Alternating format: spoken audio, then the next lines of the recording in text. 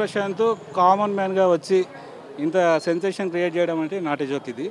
So అతనికి ప్రస్తుతం ఉన్న ఆడియన్స్ ఏంటంటే సపోర్ట్ ఏంటంటే అంత కామన్ మ్యానే. ఆ ఓటింగ్ కూడా కామన్ మ్యాన్ నుంచే వచ్చింది. ఆయన జెన్యున్గా ఆడాడు. అసలు కన్నింగ్ గేమ్ ఎక్కడ కనిపించలేదు. తన వే ఏంటంటే అతను చేయాల్సింది 100% ఎఫర్ట్ పెట్టి ఆడాడు. అదే అతనికి plus point. Public common man అంటే కామన్ మ్యాన్కి వీళ్ళు సో డీగ్రేడ్ చేయడం జనాలకు నచ్చలేదు ఫస్ట్. సో దానివల్ల సింపతి పెరిగింది. జనాలకు ఓట్లు ఎట్లా కొట్టాలో అట్లా కొట్టేసి చూపెట్టేశారు. 100% శివాజీ గారు షోలో కనుక లేకపోతే కనుక ఈరోజు పల్లవి ప్రశాంత్ యావర్ని వీళ్ళు ఏ 6th వీక్లోనో 5th వీక్లోనే ఎలిమినేట్ చేసి పంపించేవాళ్ళు.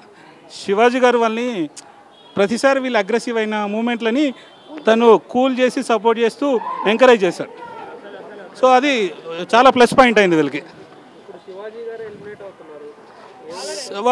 పర్లేదు, వాళ్ళు ఏంటంటే ఆల్మోస్ట్ టాప్ 5లో వచ్చారు కాబట్టి నాట్ ఏ ప్రాబ్లం. ఎందుకంటే స్పై బ్యాచ్లో ఎవరైనా మినిమం టాప్ 5లో ఉండాలనుకున్నాం.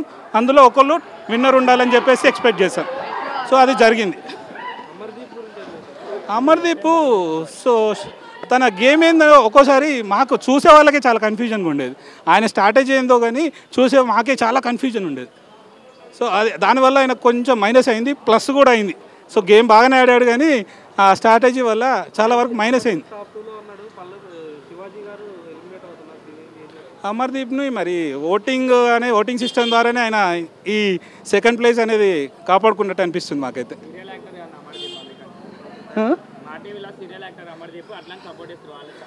మేబీ కావచ్చు, మా టీవీ సపోర్ట్ ఉండొచ్చు 100%.